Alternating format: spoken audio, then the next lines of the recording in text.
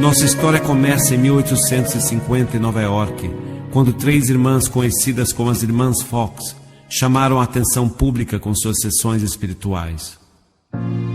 Elas afirmavam ser capazes de contatar os mortos e produzir fenômenos conhecidos como batimentos ou rappings. A notícia sobre as 3 irmãs logo se espalhou e pessoas vinham de todas as partes do país para presenciar o fenômeno. Foi quando a irmã mais velha, Lee Fox, decidiu transformar a habilidade das irmãs em negócio lucrativo e nomeou-se empresária das meninas.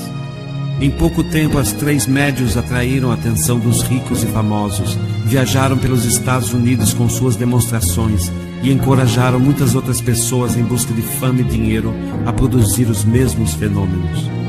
A época era propícia para o negócio. Com mais de 500 mil de mortos na Guerra Civil Americana, muitos tinham parente ou amigo com quem gostariam de entrar em contato. Logo, o espiritualismo se tornou uma febre, e no final do século XIX, sessões espirituais já tinham se tornado extremamente populares. Nessas sessões, espíritos se manifestavam através de sons, objetos eram atirados ao ar, e ectoplasma saía da boca e dos ouvidos dos médiuns. Depois de quase 40 anos dessas demonstrações, Margaret Fox, arrependida com o que elas haviam popularizado, confessou a um jornal de Nova York que tudo não passava de uma fraude. E no dia 21 de outubro de 1888, Margaret e Kate Fox fizeram uma demonstração pública de sua técnica na Academia de Música de Nova York para mais de 2.000 pessoas.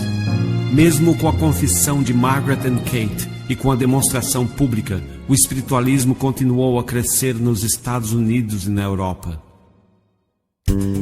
No início do século XX, o espiritismo já florescia na Europa sob a influência da obra de Allan Kardec e de pessoas célebres como Arthur Conan Doyle. No entanto, nos anos 20, Harry Houdini, considerado por muitos o maior mágico de todos os tempos, começou a visitar sessões mediúnicas e desmascarar médiuns de sua época. Houdini viajou os Estados Unidos e a Europa, fazendo demonstrações públicas e explicando como os médiuns se utilizavam de técnicas de mágica e ilusionismo para enganar aqueles que assistiam às sessões, incluindo cientistas e acadêmicos da época. Em 1924, Houdini publicou seu livro sobre o assunto, Um Mágico entre os Espíritos, e nele relatou em detalhes como as fraudes eram criadas pelos médiuns.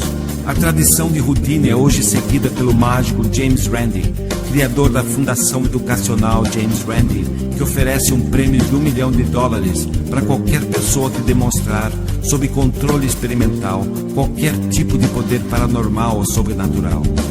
E até hoje, nenhum dos milhares de candidatos ao prêmio obteve sucesso em demonstrar seus poderes paranormais. Mesmo tendo sido desmascarado como fraude nos Estados Unidos e na Europa, o espiritismo chega ao Brasil em 1883 com o periódico Reformador e logo após, em 1884, com a criação da Federação Espírita Brasileira.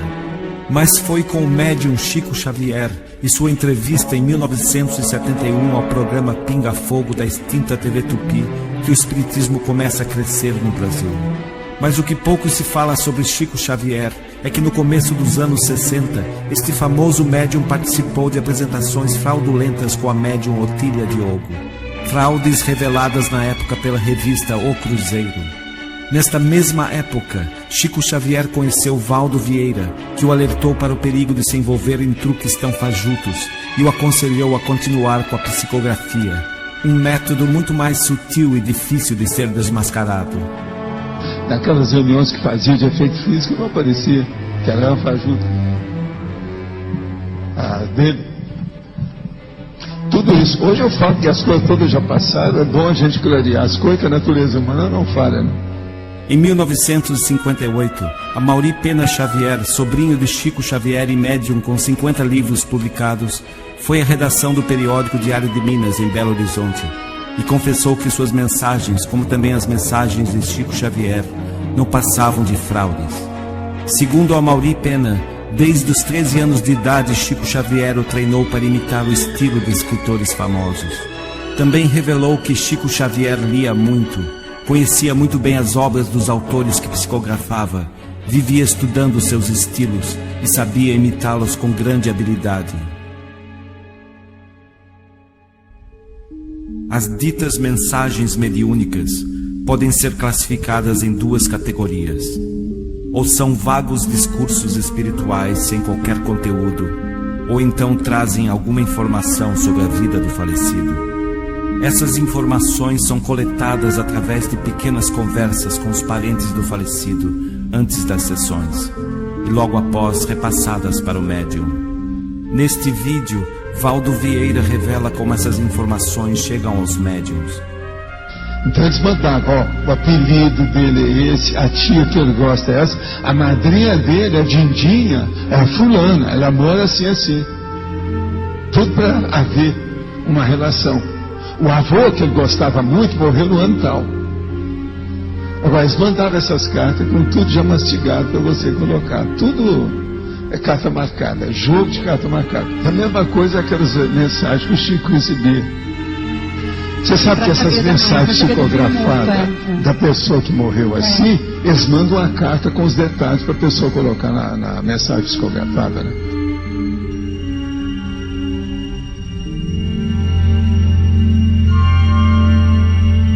E conhecereis a verdade, e a verdade vos libertará.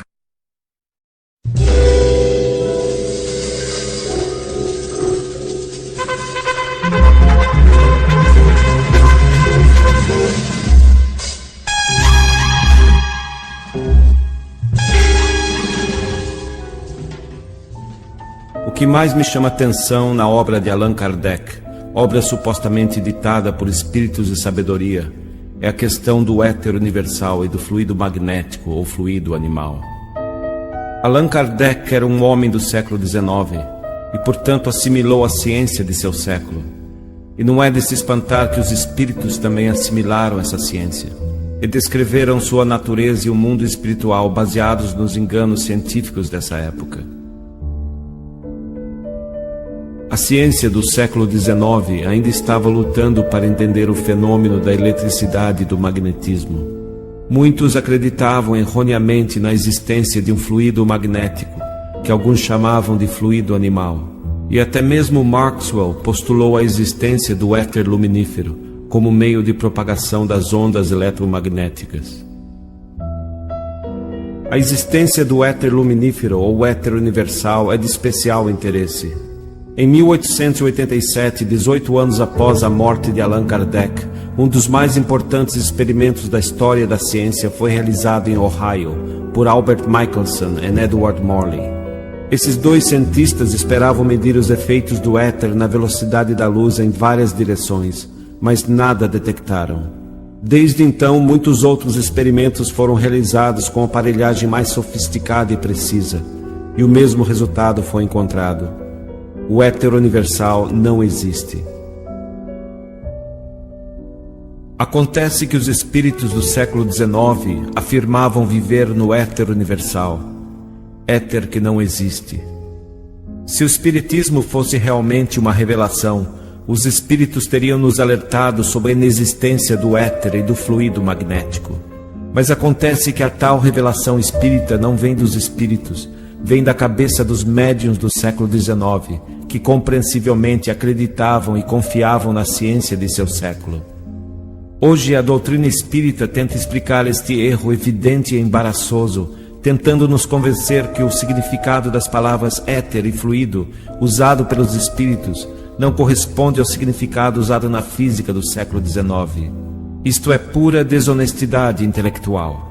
Os médiuns do século XIX, no intuito de dar ao espiritismo um polimento científico, se aproveitaram de alguns conceitos da física para fundamentar a existência e a natureza do mundo espiritual. Só que esses conceitos foram derrubados pela física moderna. A verdade é uma só. O éter universal não existe. O fluido magnético ou animal não existe. e os espíritos também não existem.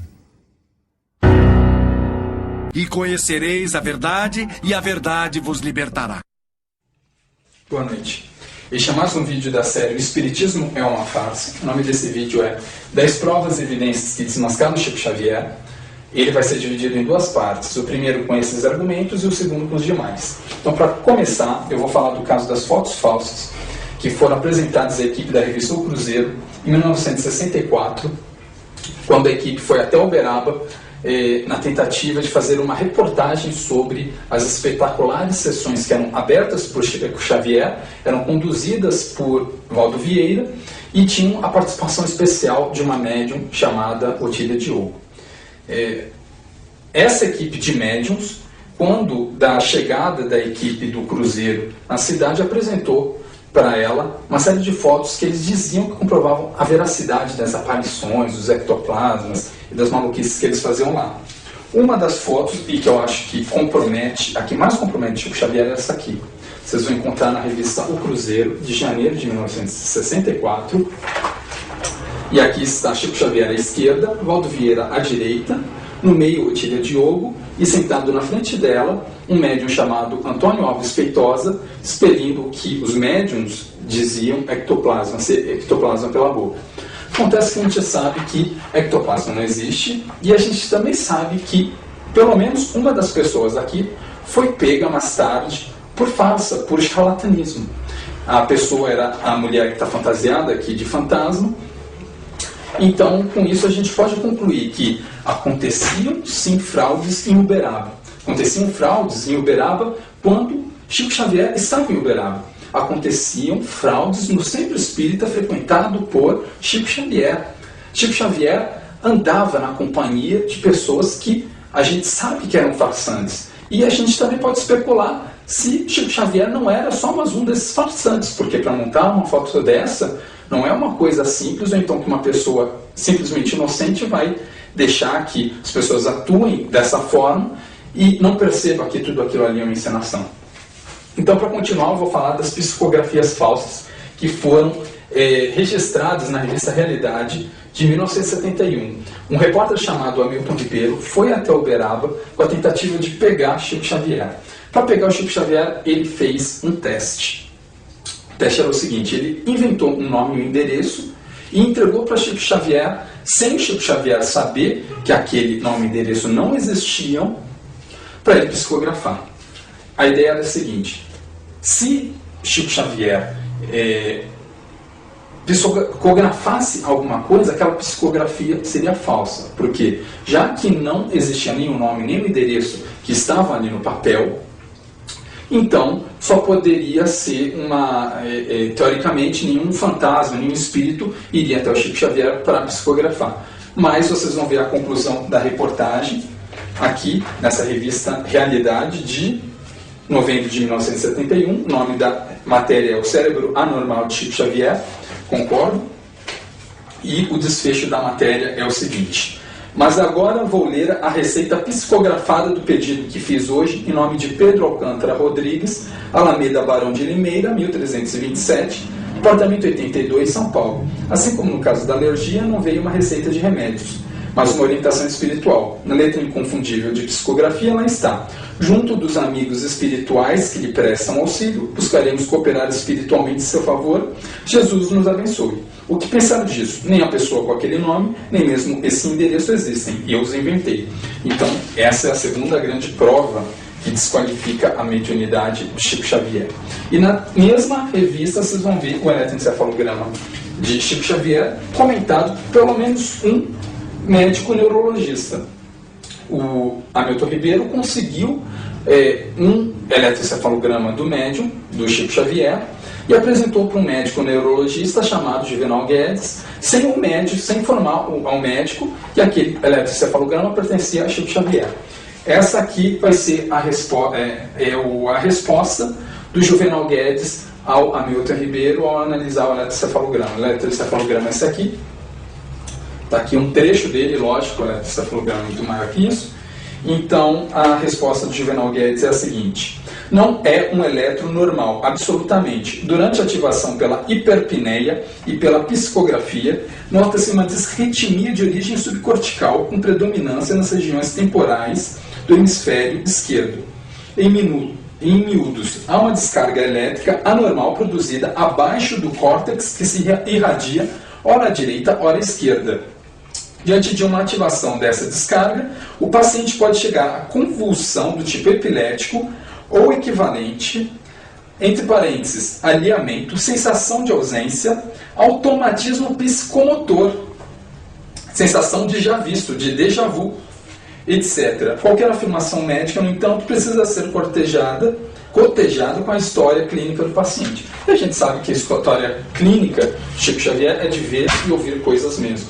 Então a gente tem uma opinião da medicina que mostra como um probleminha no funcionamento do cérebro de Chico Xavier pode ter feito com que ele tivesse aquele automatismo psicomotor sem ter uma noção da realidade. Ou seja, como o Chico Xavier tinha uma noção diferente da realidade da nossa, a gente não pode dar tanto crédito ao que ele via ou que ele ouvia. Se não for isso, lógico, ele era um mentiroso e dizia que via uma coisa que ele não via. Então, o quarto argumento do charlatanismo da Otília de Ouro é aquela mesma mulher que vocês viram fantasiada de fantasma, ela foi desmascarada em 1970, na revista O Cruzeiro de 1970, de outubro de 1970, nessa revista aqui, O Cruzeiro. E vocês vão ver o que ela fez quando foi pega. Soltando palavrões a todos, a falsa médium sentiu o fim. Só parou de xingar quando ameaçaram entregá-la à polícia. Assustada, os olhos muito abertos, o rosto ainda amassado pelo sono, ela contou uma história para salvar alguma coisa. Ou seja, a médium que aparecia naquela foto que eu mostrei para vocês, junta com o Chico Xavier, era uma farsa. Ou seja, sim, fraudes eram praticadas em Uberaba. Chico Xavier trabalhava com pessoas farsantes, pessoas falsas. E, por fim, talvez ele também fosse parte dessa farsa. Por fim, depoimento de Valdo Vieira.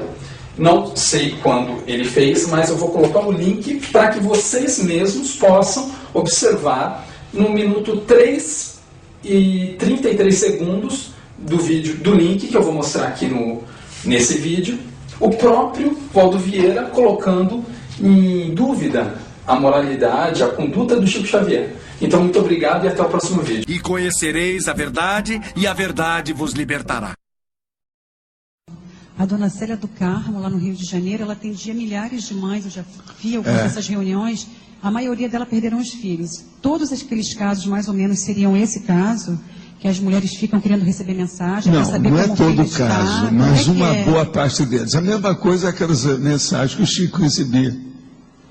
Você sabe que essas mensagens psicografadas da pessoa que morreu assim, eles mandam uma carta com os detalhes para a pessoa colocar na mensagem psicografada, né? Tem médico que ainda está recebendo essa mensagem até hoje. Eu nunca recebi uma mensagem assim.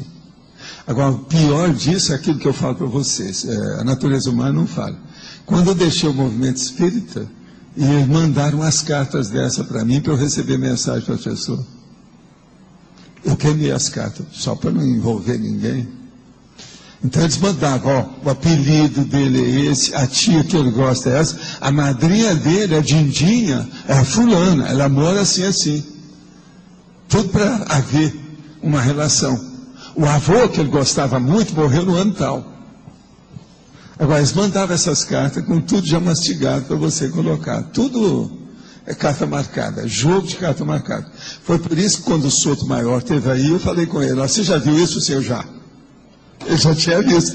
Todo mundo que vai estudar isso acaba vendo, que ele vai encontrar isso aí. E ele até sabe, tem médico, que ele evita, que sabe que tem médico até hoje, que ainda estão recebendo essas coisas e fazendo aí uma auê, né? Está em Ibope. Sabe, o processo é o seguinte, faz média com muita gente, etc. Então, a mãe faz média, o médico faz média, o centro espírita faz média, é um monte de coisa. Agora, ó, se você observar, lá em Uberaba, na minha época, o Chico não recebia essas mensagens. Por que eu não recebia? Porque eu falei com ele, olha, se tiver isso, eu caio fora já. Se você aguentar um tempo, eu sigo as coisas para melhorar a sua vida aqui, todo o trabalho.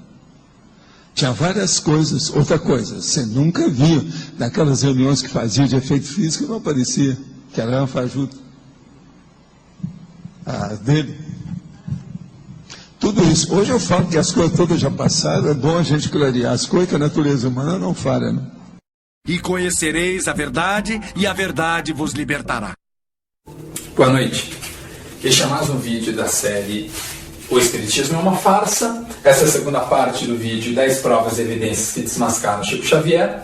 A primeira parte terminou com o vídeo depoimento de Valdo Vieira, em que ele alega que as psicografias de Chico Xavier eram fajutas, eram uma farsa, e principalmente que aquelas reuniões de manifestação física eram fajutas. Nas palavras dele, aquelas reuniões de manifestação física eram fajutas. Vocês puderam assistir? Eu mostrei o link, espero que vocês tenham assistido. A conclusão dele era essa. A conclusão dele foi essa. Então vou continuar com a sexta evidência contra o Chico Xavier, que é o depoimento de Amaury Pena. Em 1958, Amaury Pena, sobrinho de Chico Xavier, procurou os meios de comunicação para dizer que se sentia arrependido pelo seu trabalho de psicografia, porque, na verdade, não era nenhum espírito que soprava palavras para ele, e sim que tudo não passava de exercício de sua própria criatividade, assim como era o caso do seu tio Chico Xavier.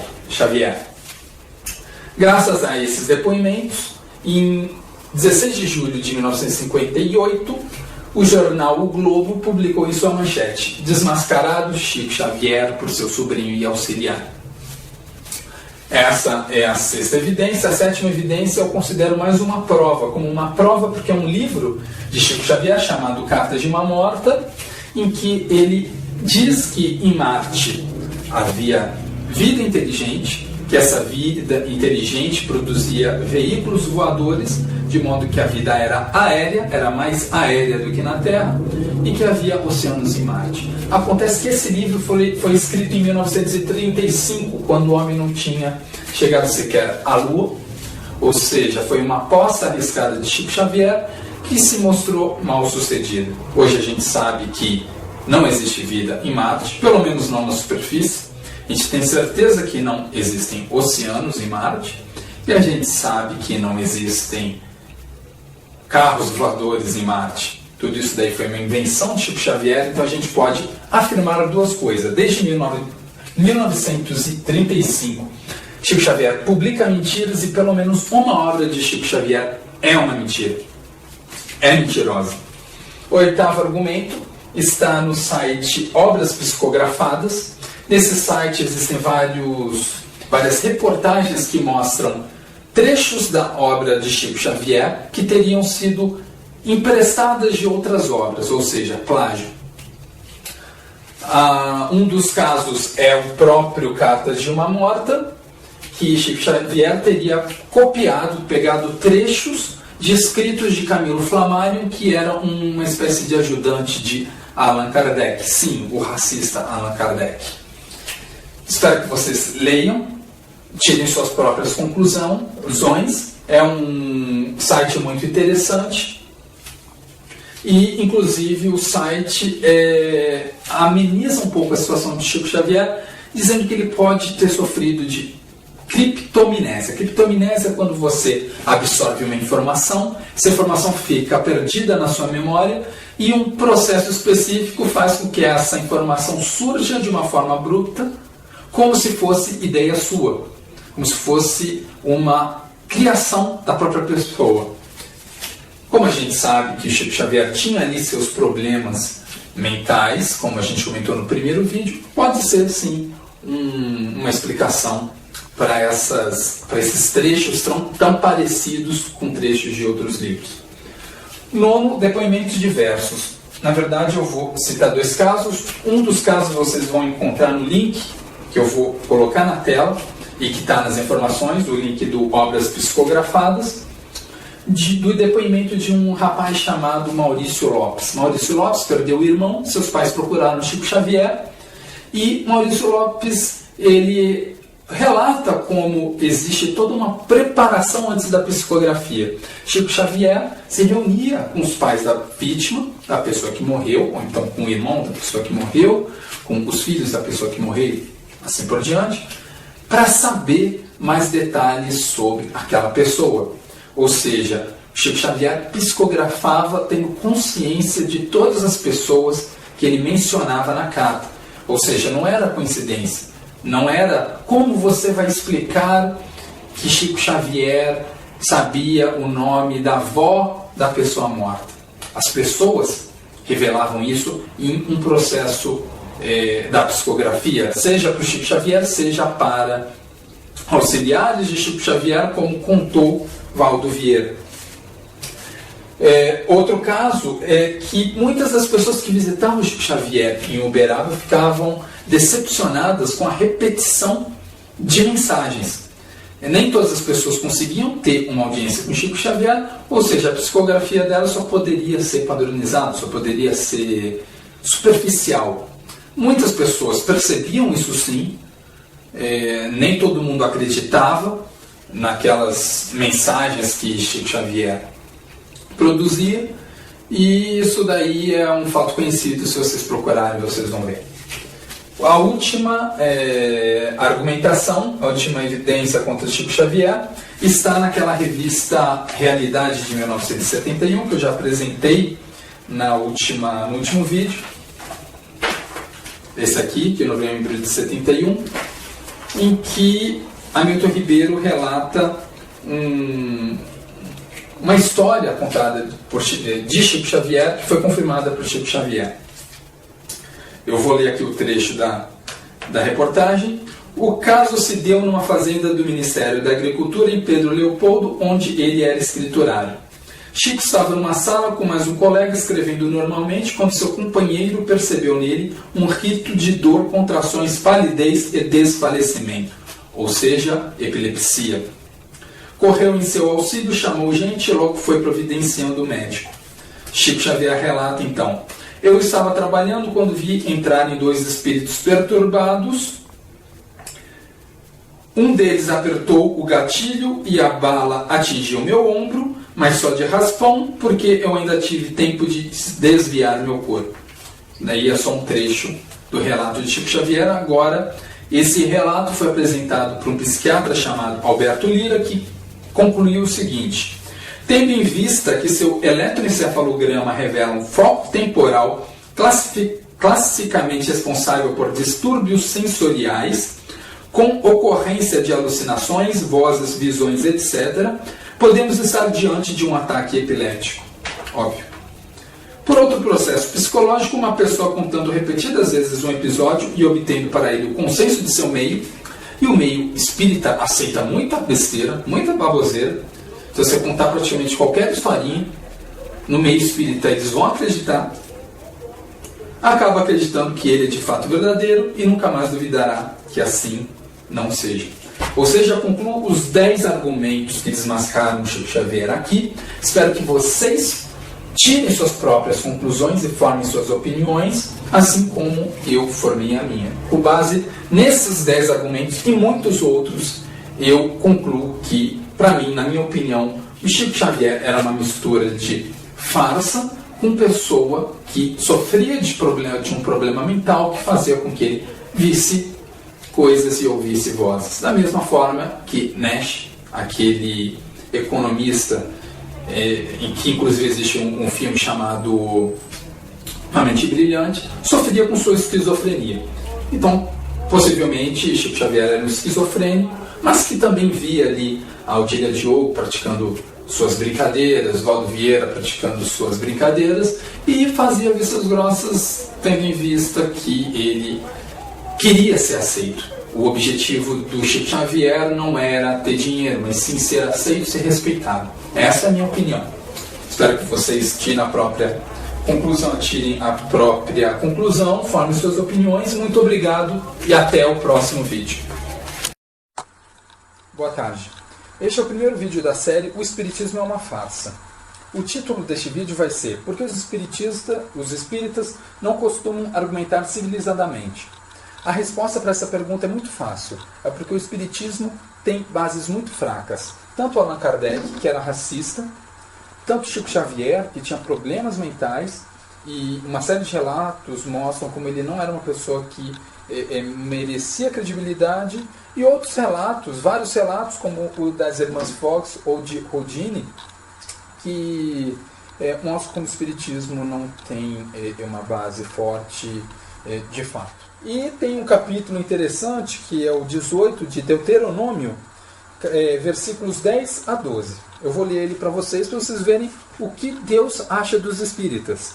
Que em teu meio não se encontre, Deus está falando para Moisés e para o povo que ele escolheu.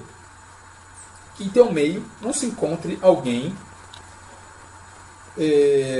que faça presságio, oráculo, adivinhação ou magia, ou que pratique encantamentos, que interrogue espíritos ou adivinhos. Chico Xavier se encontra aqui. Chico Xavier consultava espíritos e adivinhos. Ou ainda que invoque os mortos. Novamente Chico Xavier. Chico Xavier invocava os mortos de uma forma escrita. Pois quem pratica essas coisas é abominável. Ou seja, Chico Xavier, por praticar essas coisas, era abominável. Então, pois quem pratica essas coisas é abominável a Javé, e é por causa dessas abominações que Javé, teu Deus, as desalojará em teu favor. Ou seja, no caso, era um interlocutor ali, um intermédio de Deus e dos homens, estava recebendo aquelas informações de Deus, antes de entrarem na Terra Prometida, e Deus estava falando assim, olha só, vocês vão entrar nessa terra, e vocês só vão conseguir entrar nessa terra porque tem muita gente parecida com o Chico Xavier, com o Valdo Vieira, com o Tília Diogo e por aí vai. Entenderam? Ou seja, os argumentos que eu recebi sobre o Espiritismo foram desse teor, nenhum atacando de fato o que eu disse. Pois bem, agora eu vou passar a explicar por que o Espiritismo tem bases fracas. Em primeiro lugar, Chico Xavier. Eu já fiz 3 vídeos em relação a isso, eu só vou relembrar aqui. Ele tinha problemas mentais. Um eletroencefalograma que eu já mostrei,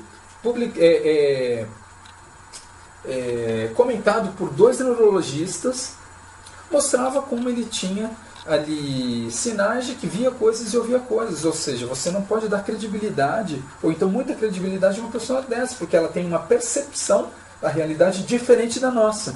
Ela tem uma percepção doente. Segundo, companhias. As companhias com quem as companhias de Chico Xavier eram companhias negativas. Eu tenho aqui fotos, por exemplo, olha só. Chico Xavier andava com mulheres que se vestiam com lençol para parecer fantasmas. Olha lá, Otília Diogo vestida com lençol, Chico Xavier de um lado, uma mulher desconhecida do outro. Valdo Vieira aqui, olha só.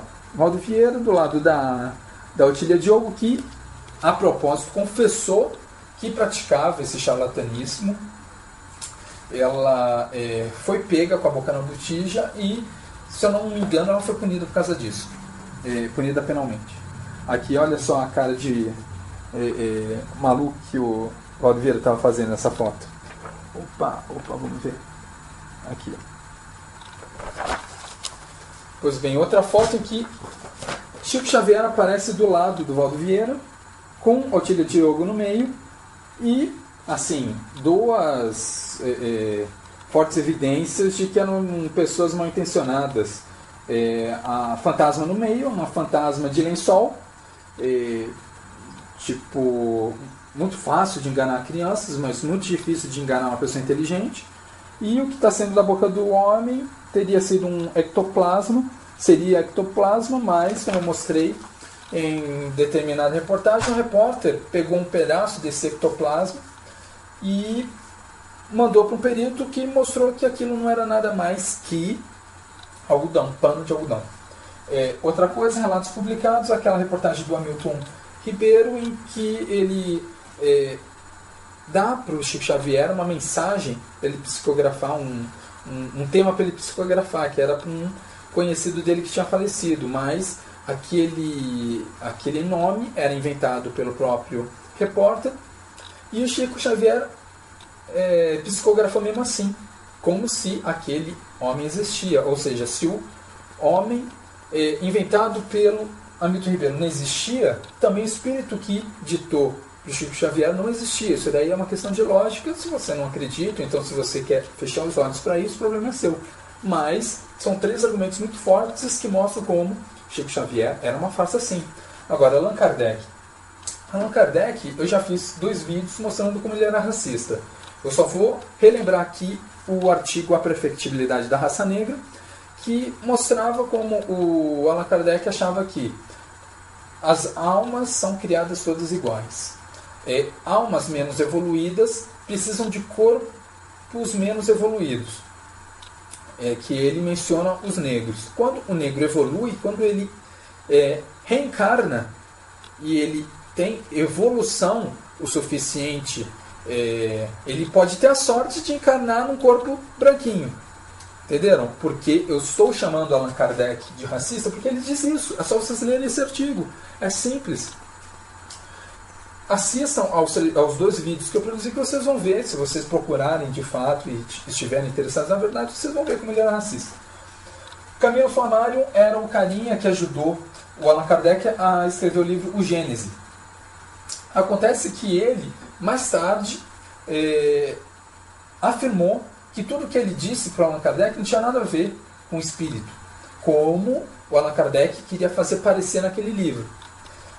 O que o Camilo Flammarion disse era que tudo aquilo que ele tinha dito para Allan Kardec era fruto do que ele conhecia na época, porque muito do que ele disse naquela época do Gênesis foi depois contestado, derrubado com muita facilidade. Ou seja, a explicação do Flammarion foi essa: aquilo não tinha nada a ver com o espírito, não estava em nenhuma entidade superior ou então espiritual estava me soprando nada. Ele pelo menos foi sincero, diferentemente do Allan Kardec e do Chico Xavier. Em terceiro lugar, irmãs Fox e Houdini. As irmãs Fox foram muito conhecidas nos Estados Unidos por esse contato que elas tinham com os espíritos. Elas diziam que ouviam os espíritos e impressionaram muita gente por causa disso, mas foram desmascaradas. E também no caso do Houdini era o seguinte: ele antes de morrer combinou com a mulher dele uma palavra de passe que o médium que ela usasse para tentar entrar em contato com ele deveria dizer para ela na hora ali da sessão. Só que a mulher do Houdini tentou vários médiums e nenhum deles conseguiu dizer qual era aquela palavra-chave, a senha, para revelar que aquele era realmente o Houdini e não uma farsa. Quando ela viu que não conseguiu nenhum médium capaz de ser a palavra-chave, ela abandonou o espiritismo. E conhecereis a verdade, e a verdade vos libertará. Vou botar essa pergunta aqui na mira, professor. Vamos essa lá. é boa. Quem mandou foi a Laine Castro. E ela diz o seguinte: o que vocês acham de Chico Xavier e o que ele representa? Esta semana, o Fantástico fez uma matéria enorme e já está em cartaz um filme do Chico Xavier. Exatamente. E a gente percebe que a Rede Globo, ela trabalha cada vez mais falando sobre o espiritismo. Ela defende essa bandeira. Agora, o Chico Xavier, nós sabemos que ele era foi um homem conhecido aqui no Brasil, do espiritismo. E a pergunta dela é essa: ela quer saber o que o programa acha sobre Chico Xavier e o que ele representa. Você tem alguma resposta dessa mira aqui, professor? Sim, a Bíblia tem resposta para isso. A Bíblia tem resposta. Tem. Quero ver. Olha, nós cremos que nós não temos nenhuma dúvida da bondade de Chico Xavier. Foi uma pessoa caridosa, fez muito bem pelas pessoas, né? Dedicou a vida toda dele em ajudar ao próximo. Agora, isso não significa que nós temos que aceitar que ele estava certo em relação às mensagens psicografadas e ao espiritismo. Por quê? Mesmo ele sendo uma pessoa boa que viveu entre nós, a Bíblia não apoia o espiritismo. A Bíblia menciona o amor de Deus por todas as pessoas. Seja você espírita ou não, Deus ama você. Deus ama os espíritos, Deus ama qualquer tipo de pessoa. Não é uma religião ou uma filosofia que vai determinar se uma pessoa é amada por Deus ou não. Agora, nós não podemos negar um fato, querido amigo que nos acompanha. Deus não apoia o espiritismo. Deus ama o espírita, mas Ele não ama o espiritismo. E como é que nós podemos ver isso na Bíblia? Primeiramente, eu vou ler para você Isaías capítulo 8, versos 19 e 20.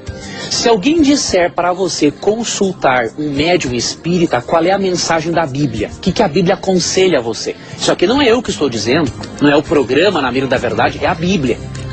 Isaías 8, 19 e 20.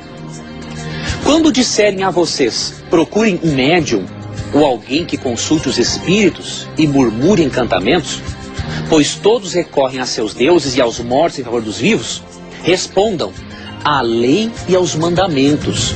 Se eles não falarem conforme esta palavra, vocês jamais verão a luz. Aqui a Bíblia é muito clara. Se alguém disser para você consultar médiuns, você tem que responder o seguinte: não, eu vou consultar a lei e o testemunho de Deus.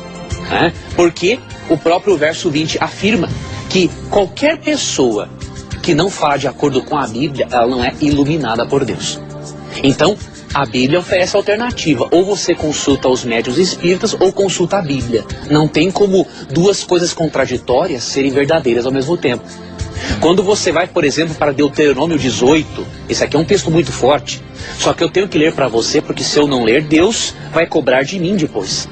Em Deuteronômio 18, do verso 9 ao 14, são mencionadas algumas práticas que Deus odeia. E entre essas práticas que Deus odeia está a consulta a mortos. Sim, por incrível que pareça, eu vou ler para você isso. Deuteronômio 18, vou ler para você a partir do versículo 11.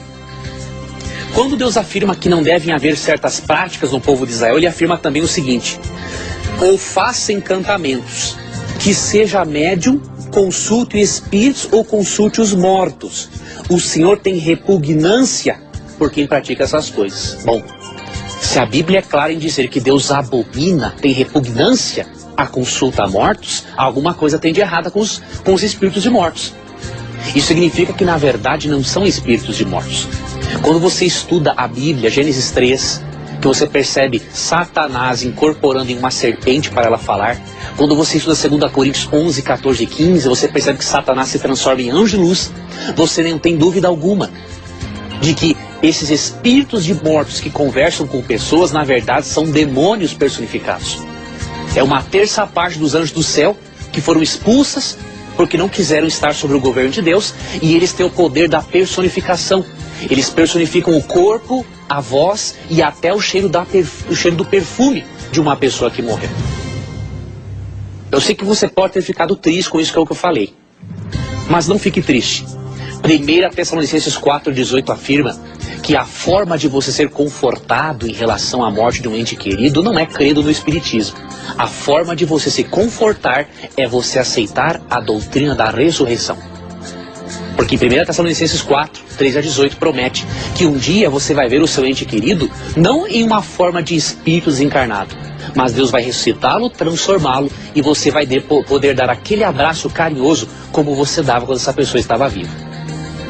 Então perceba que Deus tem coisas melhores e mais bonitas para você e para o seu ente querido do que a doutrina espírita pode oferecer. Repito, não somos contra a pessoa do Chico Xavier, é uma pessoa bondosa, como todos os espíritas são um exemplo de boa conduta na sociedade. Mas nós não podemos aceitar o espiritismo em si, porque biblicamente a consulta a espíritos é algo diabólico. Muito bom, professor. E conhecereis a verdade, e a verdade vos libertará. Se não podemos consultar os mortos, por que Samuel apareceu ao rei Saul depois de morto? Como é que fica essa questão aí, professor? Na Bíblia fala que Saul foi procurar uma feiticeira, né? Uma médium tal, e aí apareceu. Como é que fica essa história aí na palavra de Deus? Como que a gente pode tirar também essa, não sei se eu poderia dizer, contradição? Realmente algumas pessoas usam, Tito, 1 Samuel capítulo 28, para dizer que Deus apoia a consulta a espíritos. Mas, biblicamente, isso é impossível. 1 Samuel 28? 1 Samuel 28. Até vou estudar uns detalhes do capítulo para mostrar que, na verdade, não foi Samuel quem apareceu aqui para Saul. Mas antes eu quero mencionar como que Deus considera o espiritismo. Uma observação. Deus, ele ama todos os espíritos. Isso é inquestionável.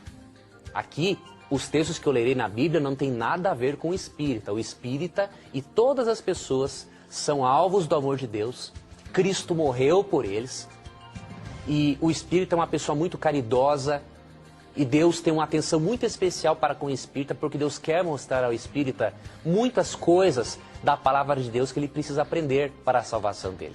Então, esses textos aqui bíblicos não são contra o espírita, é contra o espiritismo. Deus ama o espírito de qualquer pessoa. Agora, Deus não ama o espiritismo. Ali, em Deuteronômio 18, tem uma relação... A gente vai voltar nesse texto depois, então, né, Vamos professor? voltar em Samuel depois, Tito. Ok. Em Deuteronômio 18, tem uma relação de práticas que Deus não gostaria que o povo dele fizesse. Deuteronômio 18, capítulo 18, a partir do verso 9 até o 14. Quando vocês entrarem na terra que o Senhor teu Deus der a vocês, não aprenderás a fazer conforme as abominações daqueles povos. Quais eram essas abominações? Não se achará entre ti quem faça passar pelo fogo o seu filho ou a sua filha. Essa era uma prática pagã, Tito. Quando nascia uma criancinha, isso aqui que o pagão fazia, ele pegava a criancinha e passava por cima do fogo. Se a criancinha se queimasse, era sinal de que os deuses não gostavam da criancinha, então a criancinha tinha que ser morta. Se a criancinha não se queimasse, isso acontecia, porque o diabo estava ali envolvido, então a criança ficaria viva porque os deuses gostavam da criança. Então, Deus falou a primeira coisa, essa prática abominável não pode existir no meio de vocês. Olha, professor, eu tenho aqui na linguagem de hoje, eu não sei se seria interessante até a gente comentar, porque fala bem das coisas que a gente vê hoje em dia. Por exemplo, lá no versículo 10... diz assim, ó, não ofereçam os seus filhos em sacrifício, queimando-os no altar. É isso não mesmo. deixe que no meio do povo haja adivinhos ou pessoas que tiram sorte. Não tolerem feiticeiros, né? E assim vai, Pode né, professor? continuar lendo, Tito, essa tua versão é muito boa. Nem quem faz despachos, nem os que invocam os espíritos dos mortos. Olha aí, ó, se referindo a espiritismo. O Senhor Deus detesta os que praticam essas coisas nojentas e por isso mesmo está expulsando da terra esses povos, enquanto vocês vão tomando posse dela. Em todas as coisas, sejam fiéis ao Senhor nosso Deus. Você viu que coisa interessante? Foi bom você ler essa versão, foi Deus até que instruiu-nos, né? A você ler essa versão, por quê? Esse texto de forma clara afirma que Deus abomina despachos, consulta a mortos, feitiçaria, Quem invoca espíritos do morto. Quem invoca espíritos para conversar, por quê? Porque aqueles espíritos que estão lá não são espíritos de mortos. Porque de acordo com a Bíblia, a morte é um sono até a volta de Cristo. Você pode ler isso em João 11, 11 a 14, Salmo 13, verso 3, Jeremias 51, 57, 1 Tessalonicenses 4, 13, Daniel 12, 2, são textos que falam que a morte é um sono. Então, esses espíritos que aparecem, Tito, no Espiritismo, são demônios personificados. Lá em Apocalipse 12, 7 a 9, nós percebemos que 33% dos anjos foram expulsos do céu com Satanás.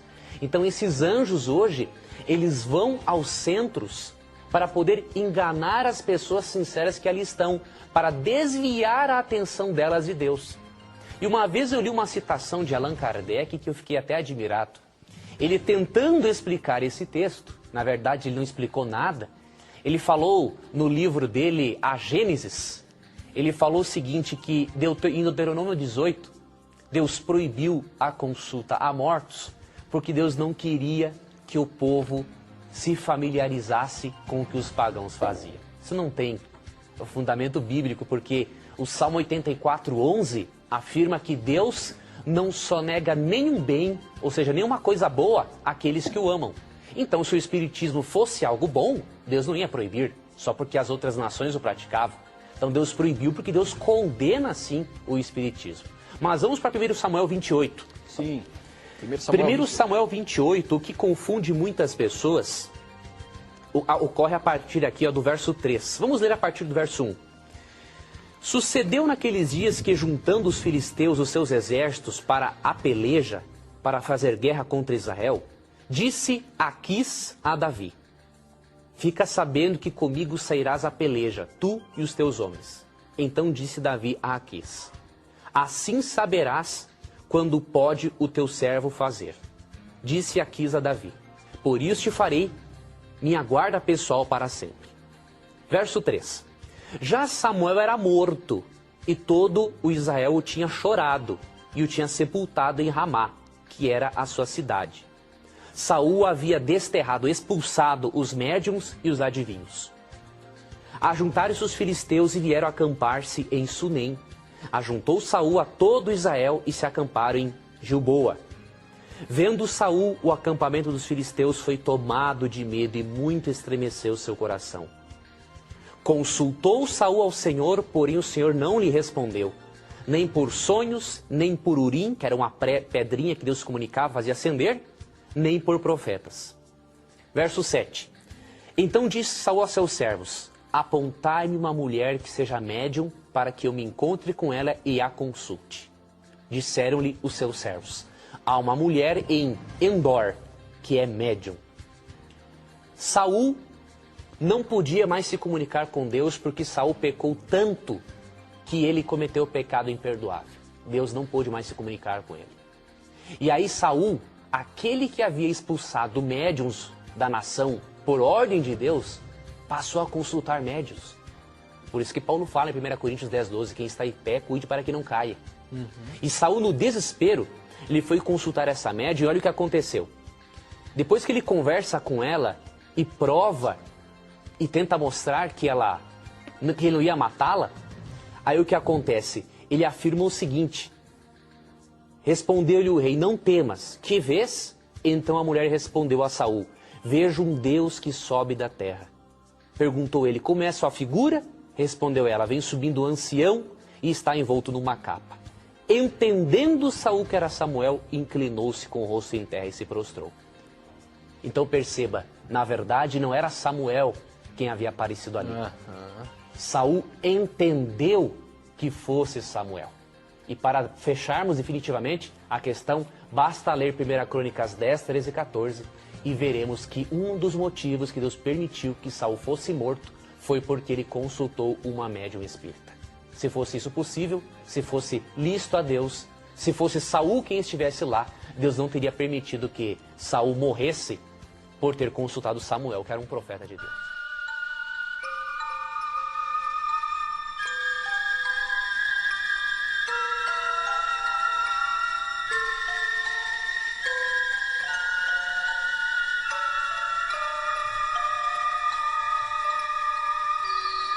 Quais os pontos positivos e negativos da maçonaria? Seus rituais são evocações ingênuas do passado? São sim, não há dúvida. Eu sou mestre maçom.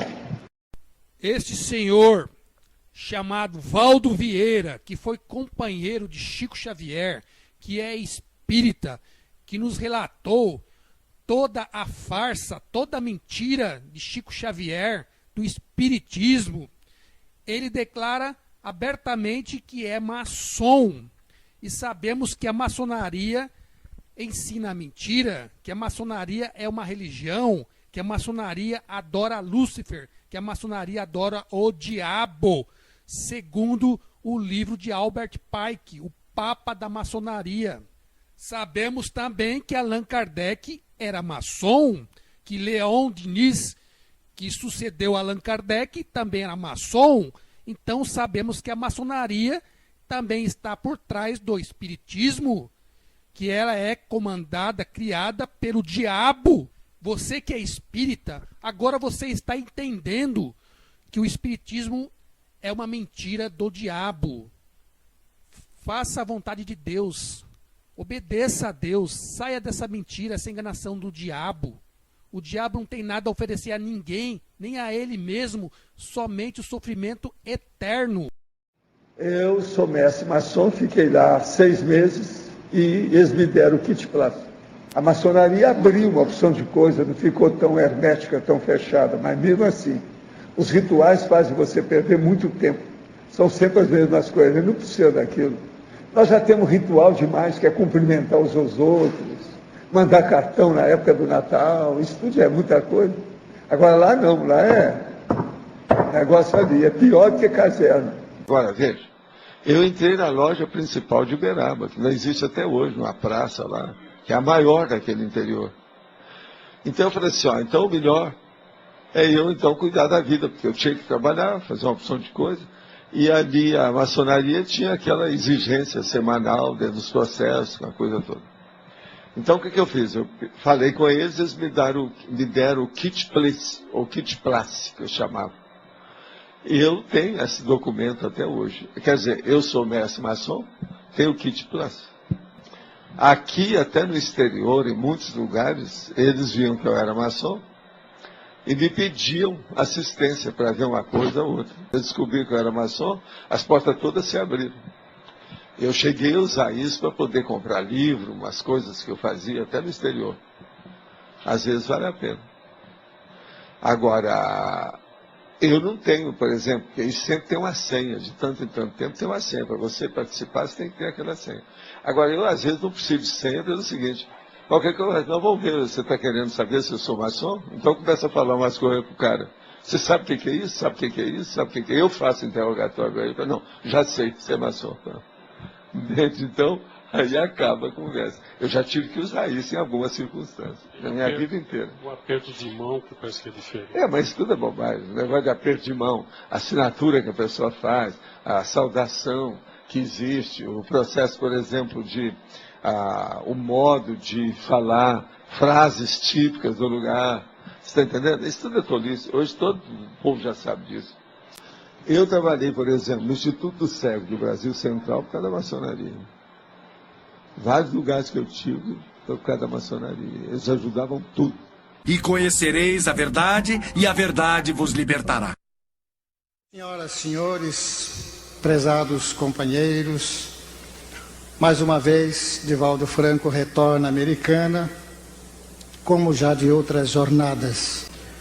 Divaldo Franco, médium, orador espírita, já percorreu mais de 50 países levando a mensagem espírita e ao longo desses 47 anos de vivência, de trabalho na seara espírita, já produziu 116 livros através da sua psicografia e tem realizado seminários em muitas capitais mundiais, apresentado entrevistas em canais de televisão no Brasil e no exterior. Excelentíssima senhora representante do digníssimo prefeito desta cidade, nobres irmãos maçônicos, queridos irmãos no ideal espírita, que nos abençoe Jesus, o amigo incondicional das nossas vidas. Não é incrível? Mas um grande e famoso espírita também é maçom. Sabemos que a maçonaria adora o diabo, que a maçonaria ensina a mentira, segundo o livro de Albert Pike, Moral e Dogmas. Outra grande mentira que o Senhor diz é que ele pede a Jesus para abençoá-lo e que Jesus é um grande amigo. Como Jesus vai abençoar a maçonaria que adora o diabo, o espiritismo que não aceita a palavra de Deus? A maçonaria tem as suas origens mais remotas na história do passado, desde os períodos recuados da Babilônia, da Síria, da Caldeia, na Mesopotâmia. Odiante do pensamento do povo hebreu, a maçonaria, sob outras denominações, vicejou historicamente até haver penetrado nas grandes grutas das margens do Mar Morto, onde se celebravam as memoráveis iniciações, onde o venerável mestre oferecia ao discípulo a oportunidade de ter o encontro com a sua consciência. A iniciação àquela época simbólica, como ainda hoje, era um desafio aos valores morais e éticos do aprendiz. Abria-lhe horizontes dantes jamais sonhados, para que ele pudesse compreender o sentido, o significado da vida. Preste bem atenção no absurdo que esse senhor, Divaldo Franco, maçom e espírita, ele fala de uma pessoa possuída por um demônio, o qual se rasteja, se arrasta pelo chão e passa pelo fogo sem se queimar. E depois fica diante de deuses do Antigo Egito, Ísis, Osíris, que representa o diabo, e o falo sagrado, que é o pênis masculino, representado pela figura do obelisco, que representa Baal, os 4 demônios, Beuzebu, Astarote, Asmodeu, Leviatã. Esse obelisco é um símbolo encontrado na maçonaria e também encontrado na Praça do Vaticano, onde nós sabemos que Deus libertou o seu povo do Antigo Egito, onde o faraó era possuído pelo diabo, e ele teve uma derrota humilhante perante o poder absoluto de nosso Deus. Não adiantou nada essas estátuas, esses símbolos contra o poder do nosso Deus. Em que o ser se levantava do chão, após rastejar, atravessava as labaredas de fogo e caminhar na direção de Ísis, de Osíris, para poder, diante do falo sagrado, perceber a grandiosidade da vida e a finalidade da entrega à criatura humana. Esta ordem sagrada, da tradição de todos os estudiosos da história, vai estabelecer que o universo provém da realidade de um olho que tudo vê. Já que absurdo que o senhor diz que o universo provém do olho que tudo vê, que esse olho que tudo vê é Deus para ele. Esse olho que tudo vê provém do Egito Antigo, representa o deus Horus, o diabo. Você que é espírita, agora você está entendendo o que eu estou te mostrando. A maçonaria está por trás do espiritismo, o diabo está por trás da maçonaria. Saia dessa enganação. O diabo não tem nada a oferecer a ninguém. Busque a Deus, salve a sua alma, viva a eternidade. Esta ordem sagrada, da tradição de todos os estudiosos da história, vai estabelecer que o universo provém da realidade de um olho que tudo vê, através de um triângulo, e que pode medir a realidade da vida com a perfeição do compasso, da sua simbologia grandiosa, para poder vencer a ignorância ancestral e preservar na intimidade das almas esse sentido puro de união, de identidade e de perfeita manifestação do Espírito Divino no imo de cada ser.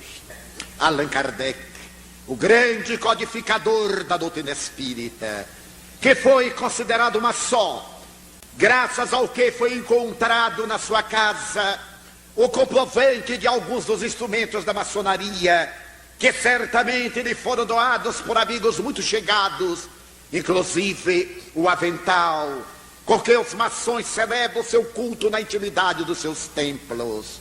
Allan Kardec, o Espiritismo é uma filosofia de visão otimista.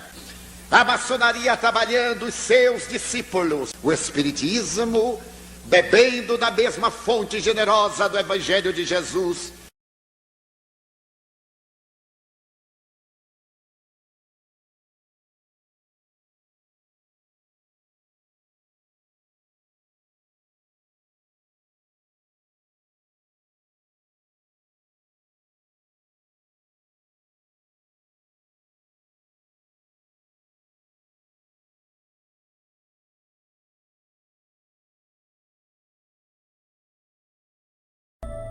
Respondeu-lhe Jesus: Eu sou o caminho e a verdade e a vida. Ninguém vem ao Pai senão por mim. Foi dos templos onde concentraram o conhecimento, o poder, a riqueza material e espiritual que impulsionaram a organização da civilização egípcia.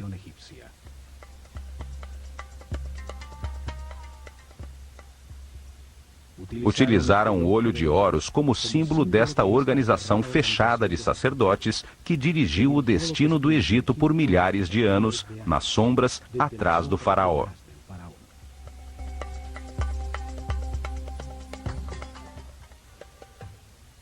A Escola de Mistérios utilizou o olho de Horus como seu símbolo, uma assinatura que aparece nos muros de todos os templos do Egito.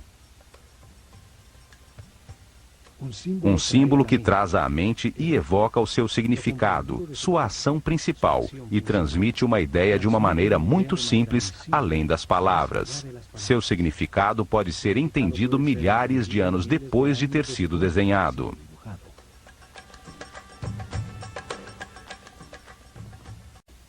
O olho de Horus é a consciência imortal que tudo sabe, tudo vê.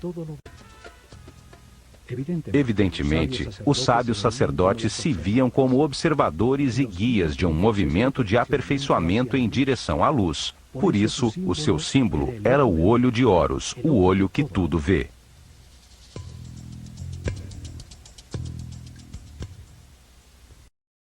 Olho de Horus ou Udiate é um símbolo proveniente do Egito Antigo, que significa proteção e poder, relacionado à divindade Horus. Era um dos mais poderosos e mais usados amuletos no Egito em todas as épocas.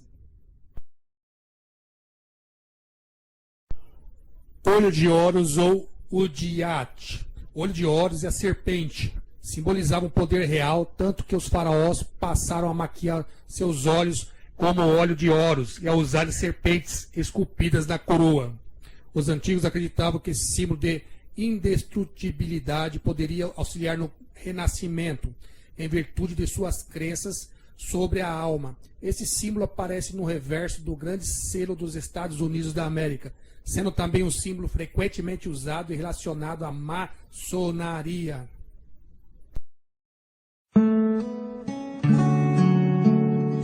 Meus avós eram espírita, o meu pai era espírita, e eu vim ser herdeiro dessa herança de espiritismo. Um crente não podia nem conversar comigo. Eu tinha ódio de crente. Anoiteci espírita e amanheci não espírita. É difícil acreditar isso, mas é o que aconteceu comigo. Jair Jacinto Ribeiro era um dos grandes líderes dos centros espíritas no sul do Rio de Janeiro. Liderava centenas de pessoas em grandes campanhas espiritualistas e administrava 5 grandes centros espíritas. Seus filhos, filhas, genros, noras, netos, todos ajudavam nas atividades do grande patriarca. Mas algo estava para acontecer em sua vida. Tudo começou com um sonho que ele teve. Eu estava caminhando numa estrada e saí numa campina, e eu olhava para trás de mim e vinha aquela multidão que eu tinha no centro espírita, uma média de 100 pessoas. Eu deparei com um mar muito grande, só tinha água na minha frente. E eu olhava para frente, era só água. Apareceu uma ponte, e eu entrei naquela ponte. E quando eu cheguei no meio daquele mar, aquela ponte terminou. E eu pensei assim, para onde eu vou? Quando lá no meio do rio apareceu um homem, e eu encarei aquele homem estava com um livro aberto na mão e me mostrando aquele livro. E quando eu olhei, aquele homem estava sumindo dentro daquela água, só com aquele livro me mostrando. Esse sonho perturbou Jair profundamente, e ele buscou na invocação dos santos e no acender de velas uma resposta, mas nada obteve. 3 dias depois, Jair teve outro sonho. Eu estava chegando no centro, que é o centro que eu comandava, e de repente, quando eu olho do meu lado, aquele homem que eu tinha visto lá nas águas, estava em pé a meu lado. E aquele homem me perguntou, o que é aquilo? Eu falei, é um trabalho que eu faço, é um centro espírita meu. Quando cheguei na porta do centro, ele falou para mim assim, apresentou um cômodo na minha frente, ele falou, vem aqui que eu quero te mostrar o que é aquilo. E quando eu cheguei naquele cômodo, eu olhei e tinha imagem de santo, tudo enquanto é espécie de imagem de santo, tinha pendurado naquele cômodo. E aquele homem falou para mim assim, você sabe o que é aquilo ali? Eu falei, eu sei, ué, é santo. Ele falou, aquilo ali tudo é demônio. Quando aquele homem falou assim para mim, eu irei, que eu olhei para aquele homem desapareceu, eu acordei outra vez. A partir desse momento, todas as vezes que Jair ia ao centro realizar seus trabalhos, uma dúvida vinha em sua mente. Lembrava-se claramente das palavras do homem do sonho. Será que estou ajoelhando na frente de demônios? Até que um dia ouviu em voz clara uma mensagem. Aí veio uma voz que falou no meu ouvido. Você quer saber onde você está? Lança a Bíblia ali. Lancei só de uma vez, a minha esposa foi numa biblioteca e tirou 35 Bíblias. E colocamos na mão daquelas pessoas e falamos, vamos estudar a Bíblia para nós saber o que nós estamos fazendo? Vamos estudar a Bíblia. Aí quando eu coloquei a Bíblia na mão do pessoal, aquele povo correu. Jair então fez uma reunião com toda a sua família. E quando estavam todos ao redor de uma mesa, deu a notícia que surpreendeu a todos. Hoje eu não quero ninguém com espírito aqui, que eu quero falar com vocês pessoalmente. Hoje é o Coquinho que está falando com vocês. A partir de hoje, eu não sou mais espírita. Mas a nossa vida inteira foi dedicada a isso. Nós estávamos trabalhando, seguimos o Senhor até hoje. Mas... E agora, o que nós vamos fazer da nossa essa turma que está aqui? Como é que nós vamos fazer? Deus vai dar um caminho para cada um de vocês. Mas que decisão que o Senhor quer que a gente tome? E agora? A vida inteira nós seguimos. E quando eu falei isso com eles, foi mesmo que eu dar um tiro neles e no pessoal, porque eles sabiam que eu só sabia fazer aquilo. Naquele dia, houve choro e contenda na família. Não sabiam o que ia acontecer. Foi um tremendo choque para todos. Que destino os aguardava? Minha esposa chegou perto de mim e falou, Coquinho, e agora, o que você vai fazer? Eu falei, olha, eu vou pedir a Deus, que Deus abra uma porta para mim, aonde eu vou servir Ele e aonde Ele vai me usar. Hoje, eu e a minha família servimos ao Senhor. E eu me sinto feliz, porque quando Jesus me chamou, eu não dei tempo para que o Satanás tomasse posse da minha vida. Eu não dei tempo dele me perturbar, dele desviar o meu pensamento, não. Eu aceitei na hora. Essa é a hora. Esse é o momento. Eu já fiz a minha escolha. Será que é difícil você fazer a mesma escolha que eu fiz? Se você quer ser feliz, escolhe Jesus.